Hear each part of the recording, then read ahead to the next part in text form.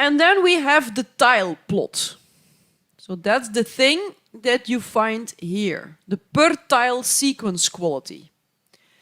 So what do you see here? It's a blue plot here, as you can see. So what does it show? The x-axis again shows the position in the reads. So these are the first bases of all the reads. These are the last bases of all the reads. The y-axis shows the tile number.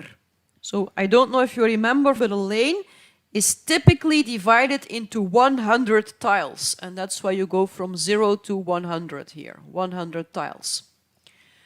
So what is he doing? Well, for each tile, he is calculating the average quality score for each position in that tile. Yeah, so you get for each tile, you get a bunch of quality scores. And then he calculates the average of all these averages. Yeah? And that is blue. Blue means behaving like all the others. That's how you can interpret the color. When you see a different color, it means, ooh, this tile is behaving different from the other tiles. And in most cases, different means worse. So this is why you see colors here. So what you don't want to see on these plots is a lot of color. You see that sometimes you see a lot of color, sometimes you don't see that much color at all. So in this example, it's not much, it's all blue almost. So sometimes you do see a lot of color. It means that there are tiles with lower quality. Where does it come from? Well, sometimes you will see these lines, colored lines on the tile plot, like here and here. So it means that this tile has an issue over the entire sequencing process. So these lines, they often point to dirt on the flow cell. Because when a flow cell is dirty, the dirt will hamper the signaling, so emitting of signals and detecting of signals. And yeah, the dirt will stay there, so it will be an issue over the entire sequencing process. Another reason for these colored lines on the tile plot is the fact that some tiles might have too many clusters. In the old flow cells, you have no control where the clusters end up. Yeah? So you might have a lot of clusters in one of the tiles. So when you have a lot of clusters, they will start overlapping each other. And when they overlap, they will start sending mixed signals. So this is also a typical cause of these colored lines on the tile plot. So that means that they will give rise to reads that have an overall low quality. So it also means you can fix it when you see it, because you have a tool that can remove low quality reads from your FASTQ file. But sometimes you don't see lines, but you see things like this.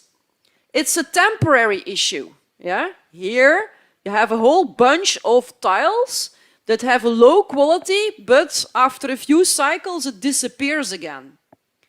So when you see this is typically when you have air bubbles on your flow cell.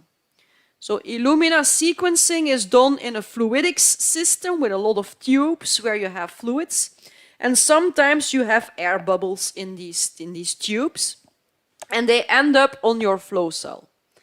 So, and that's temporary, because after a few cycles, the air bubble will disappear again. But it will hamper the detection of the signals. This is, of course, an issue. What you will have is reads that have an overall okay quality, because here in these cycles and in this part, they are okay. But for a few cycles, for a few bases, they will have low quality. Can you fix this? No, not really. I told you that you have tools that can remove low quality bases, but only from the ends of your reads. You cannot start removing bases in the middle of your reads. That will not make sense during the mapping.